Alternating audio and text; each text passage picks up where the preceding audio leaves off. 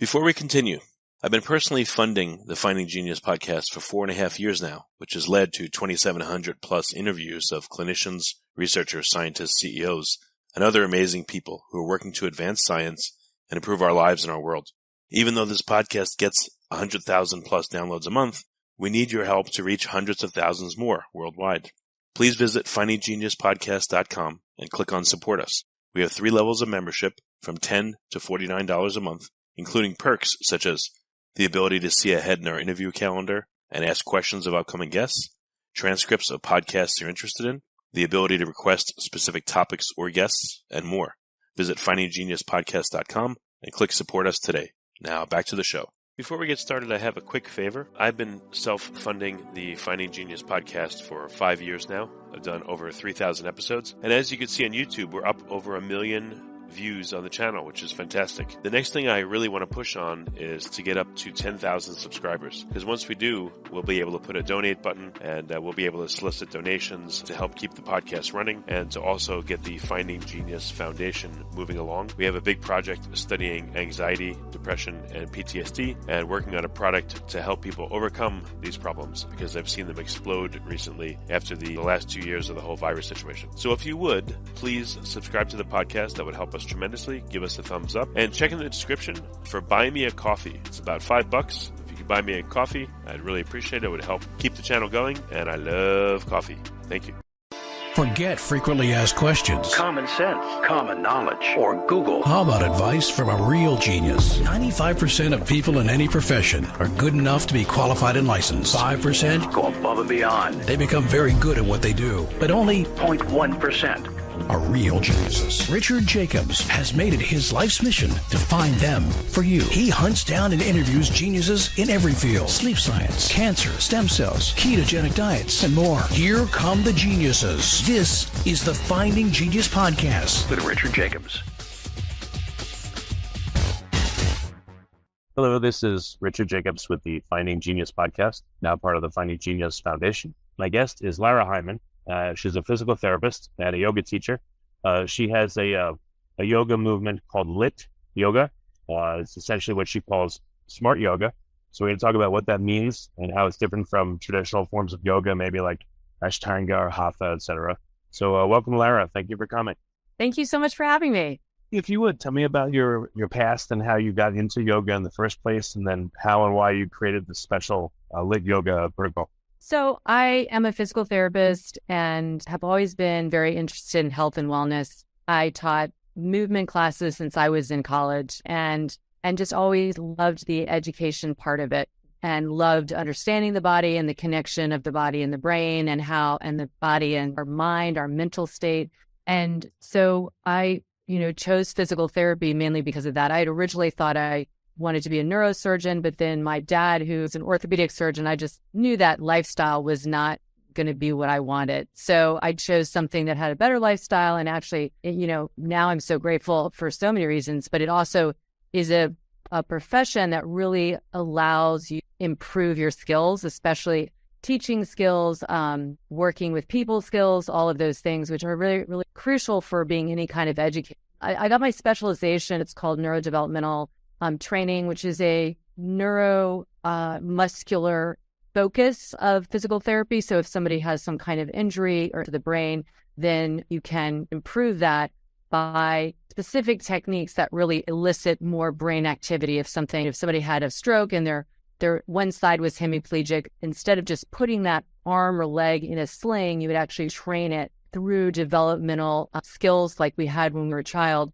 And that part of the brain is very hardwired. And then other parts of the brain can form connections to make up for any kind of. So I was doing that, and I had started teaching yoga around the same time and was doing more of like the classical vinyasa type of class. And after a little bit of time, I started to put on my PT hat more when I was teaching and practicing and thinking about how even though I don't have a brain injury, I, like many others, have suboptimal habits that have formed a brain mapping, like a GPS. And if I changed like the way I practiced and did a little more focus on developmental work, core stability with, dynamic movement, and implemented that in my yoga practice, I was curious like what it would do. And I just experimented with myself, and it really changed the way my practice felt. It felt very alive and sustainable and refreshed and very balanced. I found that a lot of yoga practices emphasizing in-range mobility, which for anyone, whether you're really, really restricted or super loose, is not the best approach. And so I just started seeking more from the voice of functional movement and how we can mat as an opportunity to better rewire our movement habits in life. And at that time, this was 15 years ago, it was pretty novel. And also there were people that were resistant to that, thinking it was like not really yoga. Yoga had this formula and you couldn't really mess around with it. But people that actually study yoga, the physical practice of yoga, recognize that yoga itself was created and cultivated and, inspired by many different movement practicing martial arts, military training exercises. So there was no cookie cutter approach. It's just when it got more into the Western world, we like to have things in boxes, I think. It's just like makes it more convenient. And so what I just summoned is my physical therapy mind, which critical thinking. What is the end game here? Is it to feel good in those moments I'm doing the class, or is it to really set up my body and my brain and my breath and my spirit for longevity so that I'm constantly kind of, updating the system, so to speak. And so that's when there was a big gap in that educational aspect.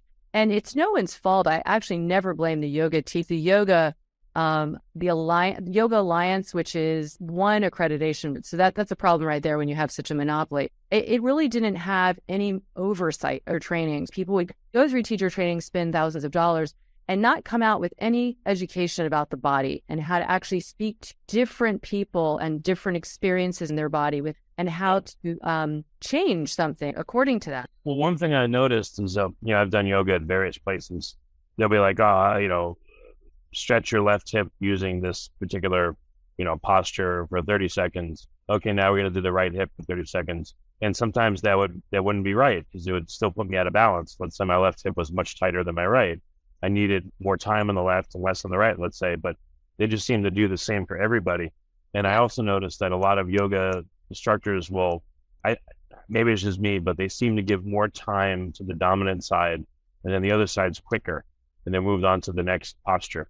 So like a lot of them are right-handed, so we'll do stuff on the right side, let's say, and that will go for 40 seconds, and then the left will be like 20, mentally just counting.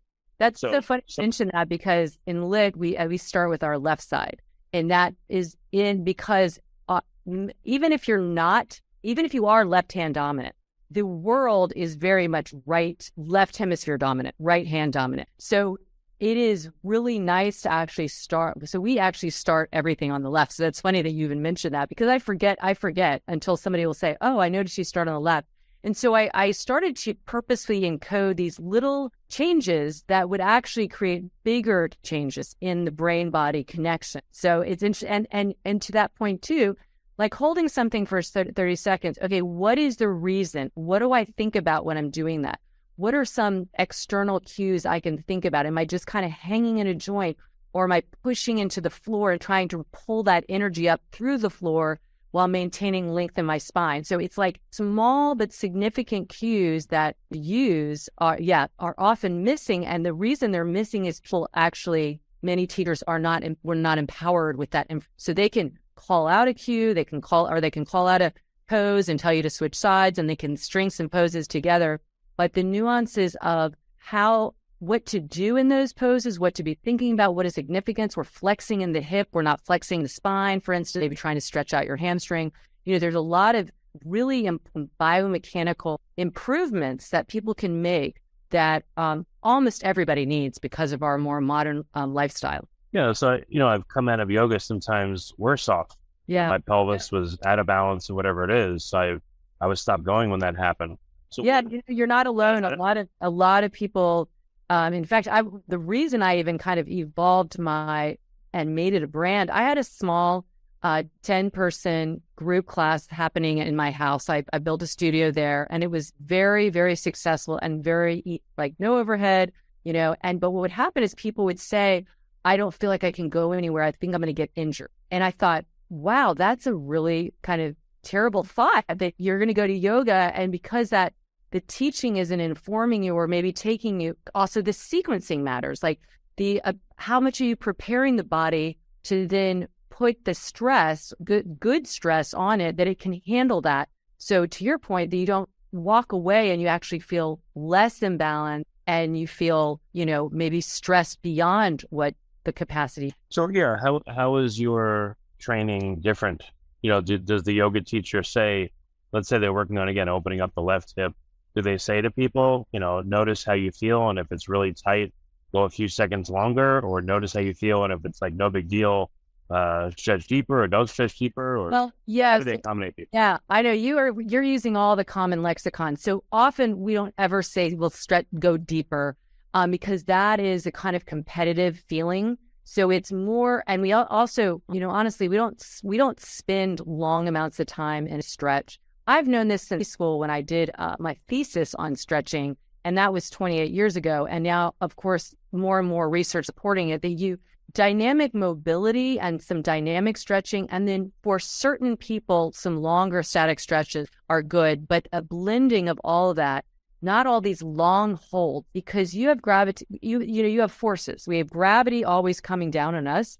And so when we're more aligned, gravity doesn't have as big of an impact. It travels through our body to the floor, and then we come, and that comes back up. That's called ground reaction. And then any kind of lever, any kind of change in the angles of joints that put you at a different position where gravity pressed down on you, you need to manage that. So it's so much better to actually stabilize your center as, like, say you felt your pelvis was a little wonky. Well, it's most likely not so much your pelvis, but the surrounding thing. Are you moving well in your hips? So we'll say, like, here's what you need to do. You put your fingers in your hip creases and help the femurs glide back. That's called a posterior glide. So the pelvis, you can feel when the pelvis is on top of your fingers, that's your pelvis. And most of the time, 95% of the time, we want our pelvis to be stable, not move. So when we're doing something on all fours like cat-cow, we're moving our pelvis and our spine deliberately to help mobilize some of the soft tissues around there and to kind of notice where there might be some more limp. But after that, you stabilizing and mobilize your hips. So when people are not moving well in the hips, they'll move the pelvis instead of that.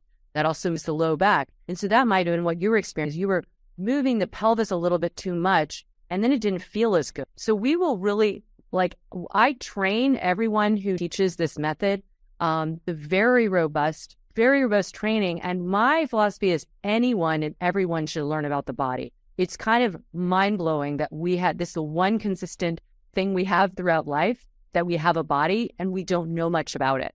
We weren't taught it. And you don't have to be a PhD to learn very basic mechanics, and then you can layer onto that. So we also are extremely specific. We have a blueprint that gives a lot of structure, and within that structure gives a lot of creativity. And that's like a rule of life, You need boundaries to then be able to grow. You have nothing, you don't, you're just amorphous. So we have a structure in our blueprint. We start off on the ground because that's where we all started in life. Those are called so that's where I infused my background. And we get on the ground, we get a lot of information, a lot of feedback. So one thing that happens, we live in our bodies and we're not as connected, knowledgeable, is we develop movement patterns really based on, I don't want to say like easiest path, but often it is, right? If you're tight in your shoulders and you were lifting your arms overhead, you might not stop and say, okay, let me glide the scapula. What you're do to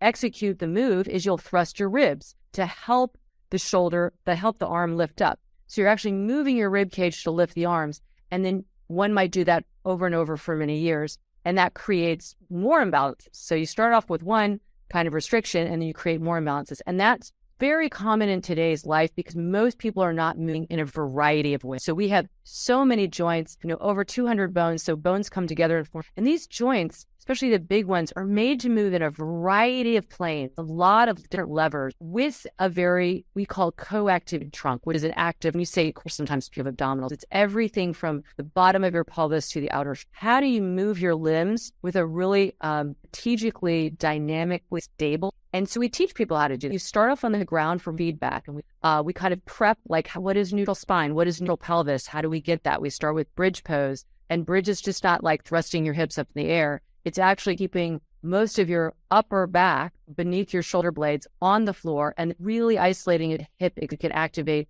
that whole posterior chain, feel what neutral pelvis is like, where you're not tipping it, and you're also not compressing low back. We get a lot of support from the floor because your center of mass is supported. And that's just like the stages of a baby. We start off on our back, we learn how to flip over, we come forward, so we get one leg forward, that's called a half kneel, and then we come up to B by P. And those developmental patterns are hardwired, and that is actually what formed the construct of our brain, movement. 80% of our gray matter in our brain can be restructured from movement alone. And that just shows you how much forms sophistication. So we take advantage of that from the beginning. We get on the ground, we do this stuff, and then we work our way up. Whereas in a regular vinyasa class, you might sit for a moment, have a little intention, and you get like standing and moving. And your body is coming in to the class with its already existing kind of hardware, habits. And so we're using each class as an opportunity to rewire better move. And you do that by going through this. If you went to any class, whether it's a 15-minute class or a 75-minute class, there would need to be some kind of, we call the reset, where we reestablish our neutral spine and with an active through being we start moving in bigger movement pattern. But imagine if you haven't done that kind of preparatory work. It's almost like getting the circuits alive, and then you start moving in big ways on the mat. You're going to tend to move but not necessarily stop. Okay. So sounds like the training is very specific, very technical. Do you have a name for the type of yoga that this teaching works with? Or can an Ashtanga teacher, let's say, use it to modify what they're doing, or could a Hatha or could a Vinyasa or whatever that's a good existing yoga practice? Yeah. Well, to me, the training is very much about, we learn functional anatomy. So, you have 200 hours in a first level. And so in another, like Ashtanga, I don't know if they eat much anatomy at all, but let's say it's 10 hours, 10 hours. Ours is probably 75 hours of functional anatomy, physiology, and biomechanics. And that is interwoven with the how to, so you understand it and then you apply it. So it's really tricky to get people who already are existing teachers and are like, can I just, without going, what I do have, we've graduated over 800 people in the last 3 years, is we have probably of those 800 people, 60% of them are already exist, some of them being teachers for over 10, 15 years. And so this is exactly what they were understanding of why, and then how to teach that, because that's what people walk away with. Like, oh, Lara, I remembered what you said, when I was picking up my kid and I had all this stuff in one hand, or I'm standing for a long period of time, or I'm sitting at my desk, that what we have taught really, really spills into daily life. Yeah, no, that's excellent that it helps people. So what's some of the feedback that people in these classes are giving versus what they used to do? Oh, wow. Well, we have a lot of testimonies, but a lot of things people will say is, kind of like what you said, I didn't never really feel good at yoga. Or they'll say, that pose never felt great, but they continued to do it because they thought, that's the other thing yoga did, is it had this position of like a sage just telling you what to do. And what I said is, we're this together. I have more education about movement and biomechanics, but I'm sharing that. And then you're going to give me the feedback of how that feels. So to your point, like I would get in every class, we're giving a lot of different options, and they're going to be, and so we really encourage, like, what is the best thing for your body today? And here are some ways you perform this. So many people talk about the energy they have. They'll like run a marathon and slice off 10 minutes of their time without having changed anything else, or be able to go hiking and couldn't have done that before because they got low back pain. Mothers coming back and really feeling the integration of their core muscles again, their posture, in that all the kind of things that happen throughout pregnancy and afterwards when you're having stuff with your shoulders. I mean, we get a lot of busy moms who really feel like it's hurting themselves. I feel like your body is and that's what people say over and feel at home. I feel happy. My stress is lower. I'm a better parent. All these other things that don't necessarily always to the like preventing injury or improving, function. I work with Olympic athletes and it improves something, but then I work with someone who is just not stressed, and that stress can really manifest in a lot of ways. And one of them is pain, and pain and stress kind of ride side by side. They're like twin brothers. And people, if they start moving and understand that their body wants to work with them, it just kind of has to. So almost giving people like a new lease on life, especially if they have felt just dehumanized by like amount of pain and suffering, and that was unnecessary. Someone to say your body is super okay. So I think a lot of it is really energy, stress, feeling at home in their body, covering and preventing injury. So we have, I had a woman last week, 69, and wrote me, said, I have never felt so good in my life. Yoga had always felt not great for me, and I was really giving up on a lot of different forms and thinking I was just going to have to walk. And we actually it can be a very challenging practice. We implement a lot of different hands, inversion, plyometrics, because I kind of think of like, what are all the things our body and our to make us feel lit up? And we have to incorporate all of them. Yeah, no, it makes a lot of sense. What kind of teachers take this training, and does it happen only in like one studio? Do they have to fly in and do it, at your place, or is it online? Well, yes. So I used to do in-person trainings. I did that for about 10 years. And then I would fly in, but it just wasn't a great setup because I had a studio here for 9 years. And Princeton, it's not like, oh, I'm in Costa Rica, come and stay here for a month. It's not exotic and exciting to go. And it's also logistically pretty challenging for a lot of people. People did that, but they would always say, oh, it'd be so great if you made something online. So I created an online one that is 200 hours. And that took me about a year to create. And I launched it in January of 2020. And, we had our first cohort in January 2020, and we had about 145 people in that. And then, of course, COVID hit. And so I was already prepared. So my plan was to do one training a year, but we have now been doing 2 onlines a year. And now that everybody's getting back to more of a normalcy of life, I think online is always here to stay, but people are going to want some hybrid. We're creating like some hybrid options that we have also a self-guided option for somebody like a teacher who just wants all the information but doesn't want to join into a kind of, because it's a pretty intense thing. It's 10 weeks, there's Zoom calls and all that. So we do have a self-guided to take that on there. People have loved that as well. Okay, excellent. And again, are you attracting particular types of practitioners, or does it seem to be across the board?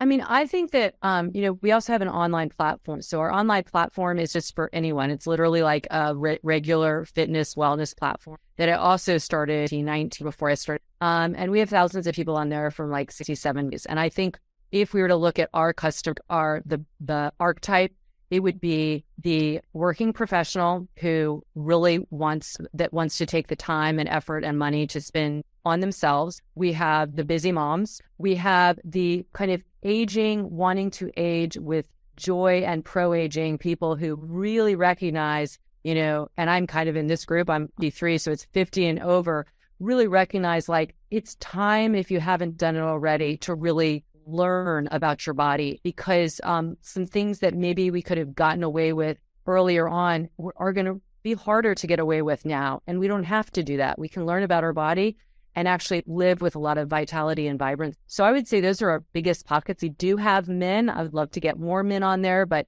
men, and that's why we also go by LIT method. And we call it like this comprehensive system that includes physical therapy, exercises, yoga, functional training, stress relief, that kind of thing, because that sometimes can be a little more welcoming for people, especially men, I do think are more just a little bit hesitant perhaps to try something that is yoga if they have an idea that might. We use some yoga, certainly some yoga poses and some of the underlying philosophy much. Okay, well, very good. So Lara, how can practitioners or people that are taking a class or want to do it on their own, I don't know if it's appropriate for those kind of people, but how can they find out more? Where can they go? We have a lot of entry points from like a beginner wanting to get back in shape. So you can just find us on lityoga.com, lytyoga.com, and look at the online classes. And then when you go there, it is a lot. We have over 500 classes, but we really have broken it down in categories. Once you sign up, you'll get kind of an email chain that will shepherd you through a little bit, like it's called our launch pad. So if you are brand new to this, here are some videos you should watch for understanding the language and understanding some of the biomechanics. And then here are some classes. And then we have a search engine where you really like, I want 15 minutes and I want for my hips mobility. That class will come up there. So everyone's been trained by me. We have a lot of physical therapists who actually created classes on there. But there are also some senior leaders who aren't physical therapists will actually think they are because of it. So yeah, just check that out, and you can write us with any feedback or questions. That's excellent. Okay. Well, very good. Can you restate, again, website and best ways to contact you, multiple different ways so that people listening can find out? So lityoga.com, LYT. So lit is an acronym, which is very medical, but it's kind of like an onomatopoeia. When you say it, how you feel it, like being lit up, but it actually stands for Lara's yoga technique. So lityoga.com. And you'll find a link for my podcast on there, Redefining Yoga. You'll find the online classes. And you can always message me on Instagram, lara.heimann. I'm pretty active. It's a really good place to message. My email box gets pretty loaded up. So I would just try and reach out there. Excellent. Well, Lara, thank you so much for coming on the podcast. I really appreciate it. Thank you so much for having me, Richard. I really appreciate it. If you like this podcast, please click the link in the description to subscribe and review us on iTunes. You've been listening to the Finding Genius podcast with Richard Jacobs. If you like what you hear, be sure to review and subscribe to the Finding Genius podcast on iTunes or wherever you listen to podcasts. And want to be smarter than everybody else? Become a premium member at findinggeniuspodcast.com. This podcast is for information only. No advice of any kind is being given. Any action you take or don't take as a result of listening is your sole responsibility. Consult professionals when advice is needed.